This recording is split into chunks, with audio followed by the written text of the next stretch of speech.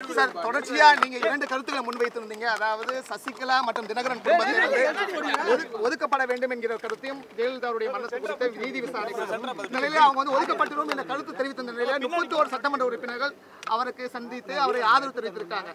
இதை பத்தி உங்களுடைய கருத்து? எங்களுடைய நிலையில் எந்த மாற்றமும் இல்லை.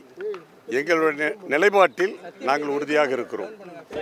சார் இப்போ நீங்க சொன்னது மாதிரியே அது நடந்துக்கலாம். அவங்க ரெண்டுமே ஒன்னாதான் நாங்க ஒதுங்கிட்டோம்னு சொல்லியிருந்தாங்க. இந்த நிலையில அவங்க சந்திச்சு பேசுறதை எப்படி பாக்குறீங்க? யார் சந்திச்சு பேசுறது? சட்டமன்ற உறுப்பினர்கள்லாம் தொடர்ச்சியாக தினகரன் சந்திச்சு ஆதரவு தெரிவிச்சிருக்காங்க. அது அவர்களது விருப்பம், தனிப்பட்ட விருப்பம். அதிலே நாங்கள் கருத்து சொல்வதற்கு ஒன்றுமில்லை. உங்களுடைய நிலைப்பாடு என்ன? இது பற்றி நீங்க என்ன நினைக்கிறீங்க? அதான் ஏற்கனவே நான் சொன்னது போல எங்களுடைய நிலைப்பாட்டில் எந்த மாற்றமும் இல்லை. எங்களுடைய நிலையில் நாங்கள் உறுதியாக இருக்கிறோம். சட்டமன்ற கூட்டத்தில் உங்களுடைய செயல்பாடு எப்படி இருக்கும்? உங்களுடைய சட்டமன்ற உறுப்பினர்கள், அதாவது உறுப்பினர்களுடைய செயல்பாடு அரசை குறித்த விமர்சனங்கள் வைக்கப்படுமா? தொகுதியில் பல்வேறு பிரச்சனைகள் தொடர்ச்சியாக இருக்கு, அதை குறித்து கருத்துக்கள் தெரிவிக்கப்படுமா? அது சட்டமன்ற நடந்து கொண்டு இருக்கிற போது தான் தெரியும். சட்டமன்ற கூடுவதற்கு முன்பாக எங்களுடைய தலைவர் நாங்கள் சட்டமன்ற உறுப்பினர்கள் எப்படி நடந்து கொள்ள வேண்டும், எப்படி பிரச்சனைகளை அணுக வேண்டும் என்பது குறித்து எங்களுக்கு ஆலோசனைகள் வழங்குவார்கள். எங்களுடைய தலைவருடைய அவருடைய உத்தரவுப்படி அல்லது அவருடைய வழிகாட்டுதல் படி நாங்கள் செயல்படுவோம். அதிமுக அம்மானியில் நடக்கிற விஷயம் உங்களை புரட்சித் தலைவர் அம்மானியை கவர்வதற்கான, உங்களை சமாதானப்படுத்துவதற்கான முயற்சியாக நீங்க நினைக்கிறீங்க? இல்லை, இப்போ at present we are spectators only. At present we are spectators only. அதாவது நடந்து கொண்டிருக்கிற நிகழ்வுகளை நாங்கள் உன்னிப்பாக கவனித்து கொண்டிருக்கிறோம். எங்களுடைய தலைவரை பொறுத்தவரையில் உரிய நேரத்தில் உரிய முடிவை எடுப்பார். எனவே இது குறித்து இப்பொழுது எந்த கருத்தும் சொல்லுவதற்கில்லை. இப்பொழுது நடந்து கொண்டிருக்கிற நிகழ்வுகளை நாங்கள் உன்னிப்பாக கவனித்து கொண்டிருக்கிறோம். அந்த டெவலப்மெண்ட்ஸ் எப்படி போகிறது என்பது எங்களுக்கு தெளிவாக தெரிந்த பிறகு எங்களுடைய தலைவர் ஒரு நல்ல முடிவை நாட்டு நலன் கருதி, மக்கள் நலன் கருதி, அதே போல் இயக்கத்தின் நலன் கருதி, இயக்க தொண்டர்களுடைய நலன் கருதி, பொன்மனச்செம்மல் புரட்சித் தலைவர் எம்ஜிஆர் அவர்கள் உருவாக்கிய இயக்கம், இதய தெய்வம் புரட்சித் தலைவர் அம்மா அவர்கள் கஷ்டப்பட்டு வளர்த்து ஆளாக்கிய இந்த இயக்கம் காப்பாற்றப்பட வேண்டும் என்பதிலே எங்களுடைய தலைவர் உறுதியாக இருக்கிறார். எனவே உரிய நேரத்தில் உரிய முடிவை, நல்ல முடிவை, நான் சொன்னதை போல எல்லா பிரச்சனைகளையும் கவனத்திலே கொண்டு ஒரு நல்ல முடிவை நிச்சயமாக அதிமுகவின் புரட்சித் தலைவர் அம்மானிக்கு சாதகமான ஒரு சூழல் ஏற்படும் நினைக்கிறீங்களா? உங்களை தேடி அம்மானியினர் வருவாங்கன்னு நினைக்கிறீங்க? அதாவது மீடியாக்கள் நீங்கள் இருக்கிறீர்கள், பத்திரிகையாளர்கள் இருக்கிறீர்கள்.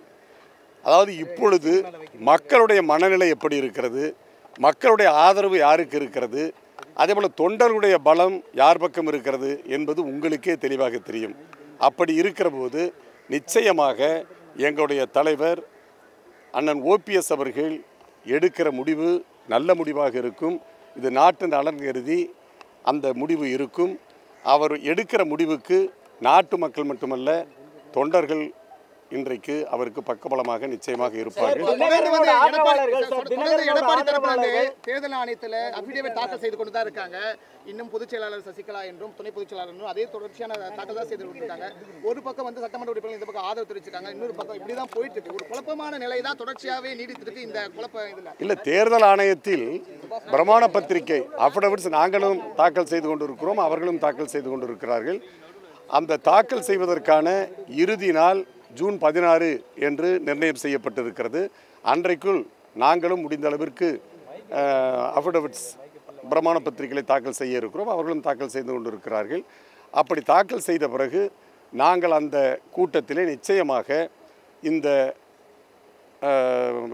நீங்கள் சொல்லுகிற அந்த நிலைப்பாட்டை குறித்து, அதாவது பொதுச் செயலாளர் தேர்ந்தெடுத்த முறை சரியில்லை, அது செல்லாது, அதன் மீது ஆணையம் உரிய முடிவை, தீர்ப்பை வழங்க வேண்டும் என்று நாங்கள் அன்றைக்கு வலியுறுத்தி சொல்ல இருக்கிறோம். அநேகமாக தேர்தல் ஆணையம் அது குறித்து விரைவிலே முடிவை அறிவிப்பார்கள் என்று கருதுகிறோம். நிச்சயமாக அந்த தேதியிலே நாங்கள் இது குறித்து ஏதாவது ஒரு முடிவை, நல்ல முடிவை நல்ல தீர்ப்பை வழங்க வேண்டும் என்று நாங்கள் நிச்சயமாக தேர்தல் ஆணையத்தை வலியுறுத்துவோம். ஜனாதிபதி தேர்தல் வந்து 17ஆம் தேதி அறிவிக்கப்பட்டிருக்கு. இந்த நிலையில உங்களுடைய சட்டமன்ற உறுப்பினர்கள் பாஜகவினுடைய வேட்பாளருக்கு ஆதரவு இருக்குமா இல்ல மாற்று அனைத்து கட்சிகளுடைய செயல்படக்கூடிய வேட்பாளர் யாருக்குடைய விஷயங்கள் இல்லை, குடியரசு தேர்தலே இப்பொழுதுதான், அது சில நிமிடங்களுக்கு முன்னால் தான் அறிவிப்பு வெளிவந்திருக்கிறது. இன்னும் தேசிய கட்சிகள், அதாவது ஆளுங்கட்சியோ எதிர்கட்சியோ இன்னும் வேட்பாளர்கள் அறிவிக்கவில்லை. எனவே வேட்பாளர்கள், குடியரசுத் தலைவர் தேர்தலுக்கான வேட்பாளர்கள் அறிவித்த பிறகு நிச்சயமாக எங்கள் தலைவர் ஒரு நல்ல வேட்பாளருக்கு ஆதரவு கொடுப்பதற்கு எங்களுக்கு அறிவுரை வழங்குவார்கள். நாங்கள் எடுக்கிற முடிவு நிச்சயமாக ஒரு நல்ல வேட்பாளரை தேர்ந்தெடுக்கக்கூடிய ஒரு முடிவாக இல்லை, எங்களுடைய தலைவருடைய முடிவு தான் அது. அதாவது வேட்பாளர்கள் அறிவித்த பிறகுதான் எங்களுடைய தலைவர் யாருக்கு வாக்களிக்க வேண்டும், யார் வந்தால் இந்த இந்திய தேசம் காப்பாற்றப்படும் என்பதையெல்லாம் உணர்ந்து தெளிவாக அதை அலசி ஆராய்ந்து பார்த்து நிச்சயமாக ஒரு நல்ல முடிவை எங்களுடைய தலைவர் நிச்சயமாக எடுப்பார். சார், தினகரனோட ஆதரவாளர்கள் தொடர்ந்து வந்து அவரை சந்திச்சுட்டு இருக்கிறது எடப்பாடி அரசுக்கு பலவீனமா பாதகமா? அது வந்து அவர்களிடம் கேட்க வேண்டும். எங்களுக்கு அதை பற்றி கவலை இல்லை. நான் ஏற்கனவே சொன்னதைப் போல ஒருவரை ஒருவர் சந்திப்பது அவர்களுடைய விருப்பம். தங்களுடைய விசுவாசத்தை காட்டுவதற்காக அப்படி சந்திப்பு இருப்பதற்கான வாய்ப்பு இருக்கிறது. அது பற்றி நாங்கள் இப்பொழுது எந்த கருத்தையும் சொல்லுவதற்கு நாங்கள் தயாராக.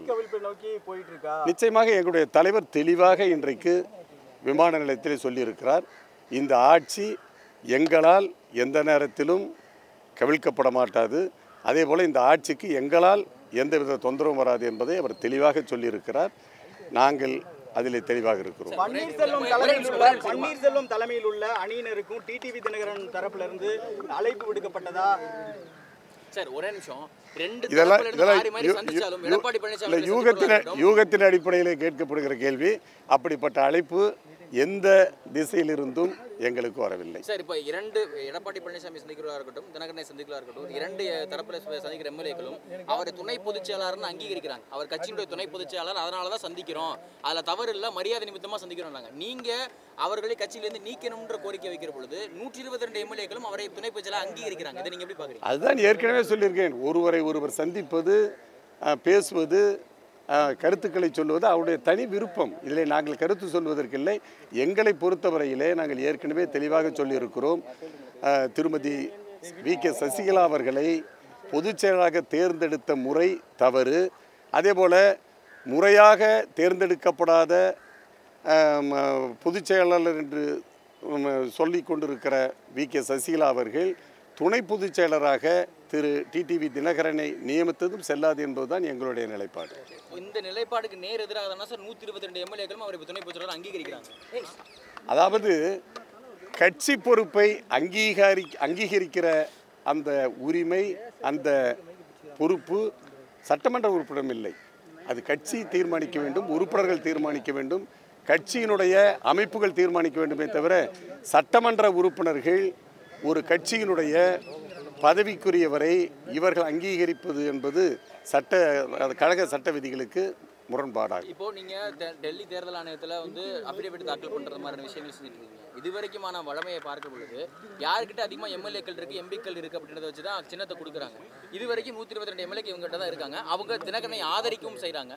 அப்படிங்கிற பொழுது அவர்களுக்கு அதிகமாக சின்னம் செல்வதற்கான வாய்ப்பு இருக்குதா நீங்க நினைக்கிறீங்க? அதாவது ஒன்றை தெரிந்து கொள்ள வேண்டும்.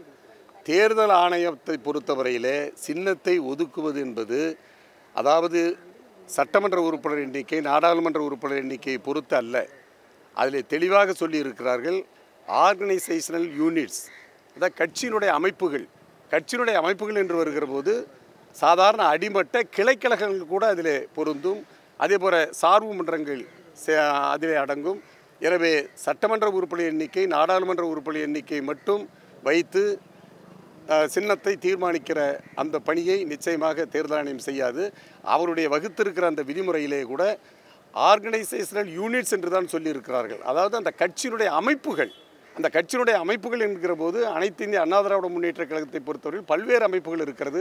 அந்த பல்வேறு அமைப்புகளினுடைய ஆதரவு யாருக்கு அதிகமாக இருக்கிறது அப்படி என்று சொன்னால் அடிமட்ட தொண்டர்கள், கிளைக்கழகங்கள், அதேபோல் சார்பு மன்றங்கள், அந்த நிர்வாகிகள், கிளைக்கழக செயலாளர்கள், கிளைக்கழகத்திலே இருக்கிற பொறுப்பாளர்கள், யார் அதிகமாக ஆதரவு யாருக்கு இருக்கிறது என்பது அந்த கணக்கில் அடங்கும். அப்படி பார்க்கிற போது அடிமட்ட தொண்டர்களுடைய ஆதரவு, கிளைக்கல்களுடைய ஆதரவு, சார்புமன்றங்களுடைய ஆதரவு, இன்னும் சொல்லப்போனால் ஒன்றிய அளவிலே இருக்கிற பல்வேறு அமைப்புகள், கட்சி அமைப்புகளுடைய ஆதரவு, அனைத்து இந்திய அண்ணா திராவிட முன்னேற்ற கழகம், புரட்சி தலைவி அம்மாவுடைய சார்பாக இருக்கிற எங்களுக்கு அதிகப்படியாக இருக்கிறது. அதை நாங்கள் தேர்தல் ஆணையத்திலே நிச்சயமாக நாங்கள் நிரூபிப்போம். சசிகலா தரப்புல கொடுத்திருக்கிற காலக்கெடுக்குள்ள இரண்டு அணிகளும் இணையுமா? எந்த 60 நாட்கள் அதாவது இல்ல அதாவது 60 நாட்கள் என்று சொல்லுகிற அந்த இணைப்புக்கு கொடுத்திருக்கிற காலக்கெடு எங்களுக்கா அல்லது பிரிந்திருக்கிற அவர்களுக்கு இணைப்பா என்பதை தயவு செய்து அவரிடம் கேட்டு தெரிந்து கொள்ளுங்கள். இந்த 60 நாள் காலக்கெடு அவர்கள் இணைவதற்கான அந்த காலக்கெடுவா அல்லது எங்களுக்கு கொடுத்திருக்கிற காலக்கெடுவா என்பது புரியாத புதிராக இருக்கிறது. எனவே அவரிடம் அதை தெரிந்து கொள்ளுங்கள். என்னை பொறுத்தவரையில் முதலில் இந்த 60 நாட்களில் அவர்கள் இணைவதற்கு பார்க்கட்டும், அதற்கு பிறகு எங்களுடைய இணைப்பை பற்றி பேசலாம்.